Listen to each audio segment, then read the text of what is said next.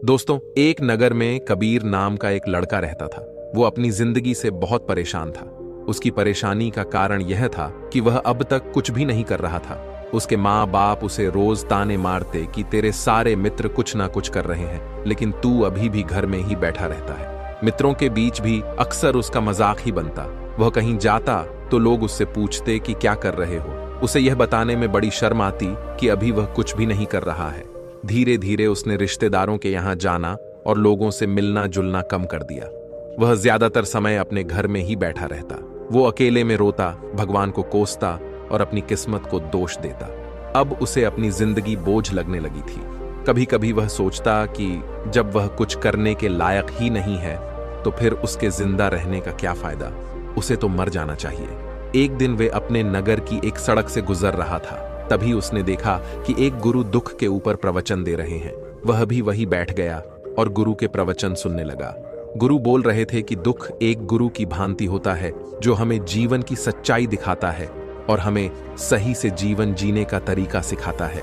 आप चाहें तो अपने दुख रूपी गुरु से जीवन जीना भी सीख सकते हैं और चाहे तो उस दुख में डूबकर रो भी सकते हैं। कबीर भी गुरु की ये सारी बातें ध्यान से सुन रहा था, लेकिन उसे गुरु की यह बातें सही नहीं लगी। उसने खड़े होकर कहा, दुख कुछ भी सिखाकर नहीं जाता, सिर्फ पीड़ा देकर जाता है। दुख की पीड़ा अनंत होती है। ऐसा लगता है इसके बाद कुछ भी नहीं होने वाला, कुछ भी नहीं मिलने वाला। मृत्यु भी उसके सामने छोटी लगने लगती है। गुरु ने कहा, आखिर क्या दुख है तुम्हें? कबीर ने अपना सारा दुख गुरु के समक्ष कह सुनाया और पूछा, क्या आपके पास मेरे इस दुख का कोई समाधान है? यह सुन गुरु मुस्कुराए और बोले, जिस दिन तुम्हारे जीवन में सच्चा दुख आए उस दिन मेरे पास आना, मैं तुम्हारे दुख का समाधान अवश्य करूंगा। इतना कहकर गुरु वहां से चले गए। कबीर ने सोचा, क्या मेरा दुख सच्चा नहीं है? क्या जिससे मैं गुजर रहा हूं वो छोटा है? कोई भी मेरे दुख को नहीं समझ सकता। जब माँ बाप नहीं समझ पाए तो गुरु क्या समझेंगे? अपने दुखों से परेशान होकर कबीर ने एक निर्णय लिया कि अब वह कुछ करके दिखाएगा। उसने एक छोटा सा व्यापार शुरू किया, लेकिन उसमें उसे सफलता नहीं मिल रही थी, पर उसके घर वाले खुश थे कि वह कुछ तो प्रयास कर रहा है। वह अपने व्यापार में जुटा रहा और उसे धीरे धीरे सफलता भी मिलने लगी। फिर उसने रफ्तार पकड़ ली और सिर्फ 3 साल के अंदर ही वह एक बड़ा व्यापारी बन गया। अब कबीर के चारों तरफ ऐसे बहुत से लोग थे जो उसकी चिंता करते थे, उसे पसंद करते थे, उसके काम की प्रशंसा करते थे। अब उसके घर वाले भी उसकी प्रशंसा करते नहीं थकते थे। दिन प्रतिदिन उसके मित्रों की संख्या बढ़ती जा रही थी। अब वो अपनी जिंदगी से बहुत ही खुश था। उसके कुछ मित्रों ने उसे सलाह दी कि जब तुम बड़े व्यापारी बनकर इतने खुश हो तो सोचो कि अगर तुम इस नगर के, इस राज्य के सबसे बड़े व्यापारी बन जाओ तो तुम्हारे पास कितना सुख होगा, कितने लोग तुमसे जुड़ना चाहेंगे, तुम्हारा कितना यश फैलेगा। स्वयं राजा भी तुमसे मित्रता करना चाहेंगे और जरूरत पड़ने पर तुमसे ही धन उधार लेंगे। मित्रों की यह बात कबीर के मन में बैठ गई। अब उसने और भी धन कमाने का प्रयास शुरू कर दिया, लेकिन उसे यह सब कुछ बहुत ही जल्दी चाहिए था। वह सब कुछ प्राप्त करने में अपना ज्यादा समय बर्बाद नहीं करना चाहता था, इसलिए उसने ऐसे भी कार्य करना शुरू कर दिए जो उचित नहीं थे। उसने बड़ी मात्रा में अपने मित्रों से धन उधार लेना शुरू कर दिया। ज्यादा मुनाफा कमाने के लालच में अपने सामान में मिलावट करने लगा। उसने दूसरे व्यापारियों के खिलाफ षड्यंत्र भी रचे, उन्हें डराया धमकाया। जैसा जैसा उसके मित्र उसे कहते गए वह वही करता गया। वह इन तरीकों से ज्यादा धन तो कमा रहा था, लेकिन अब उसके जीवन में सुकून नहीं रह गया था।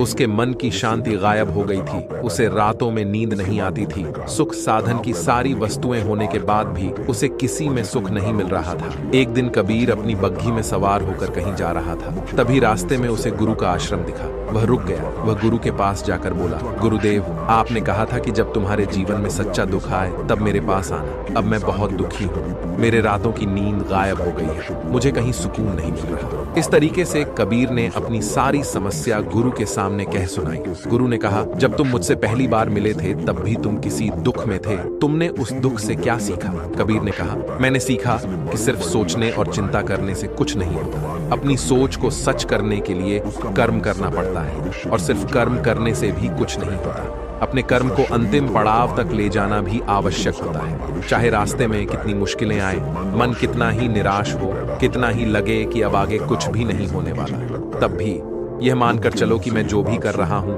उसमें सफल अवश्य होगा। लोग सिर्फ सफल व्यक्ति को ही सम्मान देते हैं, फिर चाहे कोई व्यक्ति कितना ही अच्छा क्यों ना हो, वह लोगों की नजरों में होता है। यह सब सुन गुरु मुस्कुराए और बोले, यह असली दुख नहीं है। जब तुम्हारे जीवन में असली दुख आए तब मेरे पास आना, मैं उसका समाधान अवश्य करूंगा। कबीर ने जाते समय गुरु को सोने के सिक्कों से भरा घड़ा भेंट किया। घड़ा देखकर गुरु ने कहा, यह मेरे किसी काम का नहीं, इसे उस पेड़ के नीचे गड्ढा खोद कर दफना दो। कबीर ने गुरु के कहे अनुसार घड़े को पेड़ के नीचे दफना दिया और वहां से चला गया। कुछ दिनों तक तो व्यापार अच्छी तरह से तरक्की कर रहा था, लेकिन गलत व्यापार की वजह से उसे धीरे धीरे व्यापार में घाटा होने लगा। उसकी सारी धन संपदा धीरे धीरे खत्म होने लगी और एक दिन ऐसा आया जब उसके पास कुछ भी नहीं बचा और वह कर्जे में डूब गया। लेकिन वह निश्चित था, क्योंकि उसने सारा कर्ज अपने मित्रों से ही लिया था।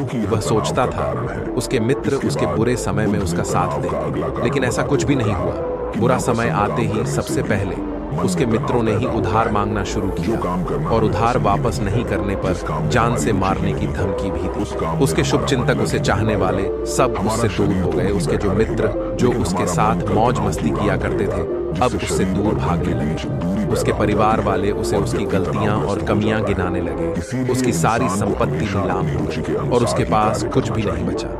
उसने अपने पिता से सहायता मांगी तो पिता ने कहा, मेरे पास ये थोड़ी सी ही संपत्ति है, अगर मैं ये भी तुम्हें दे दूंगा तो तुम्हारी माँ को कहाँ पर रखूंगा? ये संपत्ति ही हमारा आखिरी सहारा है।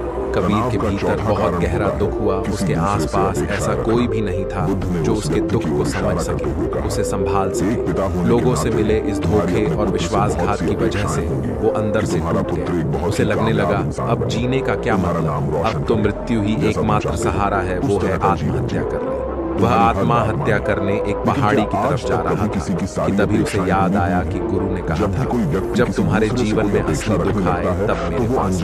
कबीर गुरु के पास गया और गुरु को सारा दुख कह सुनाया। वह आंखों में आंसू भरकर बोला, मेरे इस दुख का समाधान कीजिए। गुरु ने कबीर से कहा, जब तुम्हारे जीवन में असली दुख आए तब मेरे पास आना, मैं उसका समाधान अवश्य करूंगा। कबीर ने कहा, क्या जो अभी मेरे जीवन में घट रहा है वो दुख नहीं है? आखिर असली दुख होता क्या है? गुरु ने कबीर से कहा, सबसे पहले तुम ये बताओ कि तुमने अपने इस दुख से क्या सीखा? कबीर ने कहा, मैंने सीखा कि जो लोग हमारी सफलता, हमारी तरक्की की वजह से हमारे जीवन में आए वो हमें धोखा अवश्य देंगे, क्योंकि वो बुरे समय में हमारे साथ खड़े नहीं होंगे। वो केवल अच्छे समय में हमारा फायदा उठाएंगे और बुरे समय में छोड़कर चले जाएंगे। भरोसा केवल उन्हीं लोगों पर करना चाहिए जो हमारे बुरे समय में और हमारी असफलता के समय में हमारे साथ खड़े रहते हैं। लेकिन ऐसे लोग बहुत ही कम होते हैं, पर जिसके पास होते हैं उन्हें उनकी कदर करनी चाहिए, उनका अपमान नहीं करना चाहिए। मैंने ये भी सीखा कि कभी भी किसी के खिलाफ षड्यंत्र नहीं रचना चाहिए। ईमानदारी और धैर्य के साथ अपना काम करना चाहिए और कभी लालच नहीं करना चाहिए। अपना सारा दुख और अनुभव बताने के बाद कबीर आंखों में आंसू जैसे हमारा जीवन आगे बढ़ता है, थोड़ी देर बाद गुरु उठे और उस पेड़ के नीचे गड्ढा खोदकर वह घड़ा बाहर निकाला जो सोने के सिक्कों से भरा हुआ था और उसे कबीर को नहीं सकता। और गुरु ने कहा, जब तुम्हारे जीवन में असली दुख आए तब मेरे पास आना। कबीर ने गुरु को धन्यवाद दिया और उसे प्रणाम कर वहां से चला गया। उसने फिर से एक छोटा व्यापार शुरू किया। अब वह एक छोटा व्यापारी बनकर उसने पूरी लग्न और ईमानदारी से व्यापार और फिर देखते ही देखते वह अपने नगर का फिर से एक बड़ा व्यापारी बन गया। उसका जीवन खुशियों और सुविधाओं से भरा गया। लेकिन कोई कितना भी अच्छा काम कर सके, जीवन में तनाव का अगला कारण होता है कबीर के जीवन में भी दुख आया। उसके माता पिता की मृत्यु के रूप में वो दोनों एक ही दिन मृत्यु को प्राप्त हो। कबीर अपने माता पिता से बहुत प्रेम करता था, इसलिए उसे उनकी मृत्यु से बहुत गहरा आघात पहुंचा। वह उन दोनों के पार्थिव शरीर को शमशान घाट ले गया, जहां उनकी अंतिम क्रिया की गई। वहां उसने अपने माता पिता के शरीर को जलते हुए देखा तो उसका मन बेचैन हो गया। उसके अंदर बहुत से प्रश्न। घर वापस आया तो उसने अपने माता पिता के घर और संपत्ति को क्या करूंगा, जिसके लिए उसके पिता हमेशा लड़ते थे। आज वह लावारिस बना चाहिए। आज उसकी देख-रेख करने वाला, उसके लिए लड़ने वाला इस दुनिया से चला गया। उसके पिता ने जो भी कमाया, जो भी बनाया था, वो सब यही रह गया था।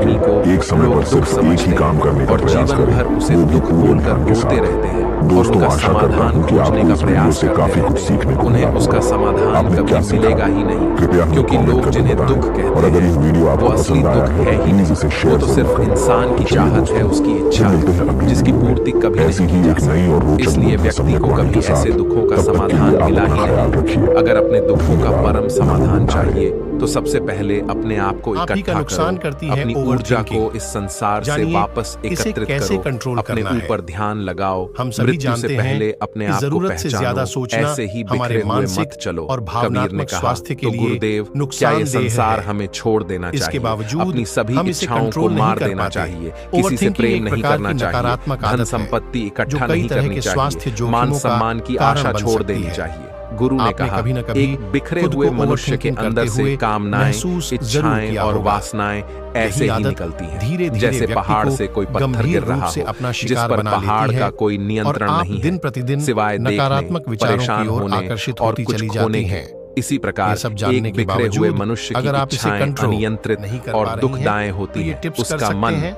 कुछ भी इसमें आपकी इच्छाएं मदद। और यदि कल्पनाएं हम अपना करता ध्यान रहता फिजूल है की और बातों दुखी को होता सोचने रहता की है, जगह लेकिन जब व्यक्ति इसी तरह की एकत्रित हो जाता प्रोडक्टिव है तो चीजों वो को जो भी सोचने में करता है लगाएंगी सब तो उसके यह नियंत्रण आपके में लिए रहता है। फायदेमंद हो कबीर ने सकता कहा, है। गुरुदेव, परंतु आपने मेरे एक सच्चे दुख का ओवरथिंकर समाधान कर दिया। नकारात्मक आपका विचारों बहुत के बहुत प्रति धन्यवाद। ज्यादा आज से मैं खुद आकर्षित को होते एकत्रित हैं, करूंगा। गुरु जिसके ने कहा, कारण आमतौर मानव पर शरीर में बहुत ऊर्जा है, डिप्रेशन, बहुत शक्ति एंजाइटी है, पर ये और बेकार स्ट्रेस के जैसी कामों में बटकर समस्याएं रह गई देखने और को चीजों में मिलते लगी हैं। रहती है। इस पर ये समस्या ऐसा के ही लिए है जैसे किसी कि तरह एक की अत्यंत मेडिसिन नहीं शक्तिशाली बनी। मशीन किसी तो बच्चे इससे के हाथों में निजात दे पाने दी के गई लिए हो और वह खुद पर बिना भरोसा सोचे करते हुए समझे, कुछ बिना स्टेप्स किसी लेने की नियंत्रण और जरूरत जानकारी पड़ती के है। बस तो इसकी चलिए आगे शक्ति जानते को हैं कहीं भी बर्बाद किस कर तरह रहा है। आप इसलिए अपनी ओवरथिंकिंग चेतना से की शक्ति पर छुटकारा ध्यान पा दो सकती और इसे हैं। एकत्रित पहले करो। जानिए, कबीर को अपने प्रश्नों का उत्तर ओवरथिंकिंग मिल किस चुका तरह था। सेहत के लिए उसने हो गुरु सकता को है धन्यवाद किया नुकसानदेह। और चुपचाप ओवरथिंकिंग कोई वहां से बीमारी चला नहीं, गया। बल्कि दोस्तों, एक नकारात्मक उम्मीद है आदत कि है। आपको यह कहानी इसका पसंद प्रभाव आई होगी। तो मानसिक दोस्तों, स्वास्थ्य, मिलते हैं जोखिमों एक का ऐसी कारण ही नई होने के कहानी के साथ साथ। तब तक के लिए इमोशनल खुश और फिजिकल रहिए हेल्थ और को जीवन भी में आगे प्रभावित बढ़ते कर रहिए। सकता है। नियमित रूप से इसे जोड़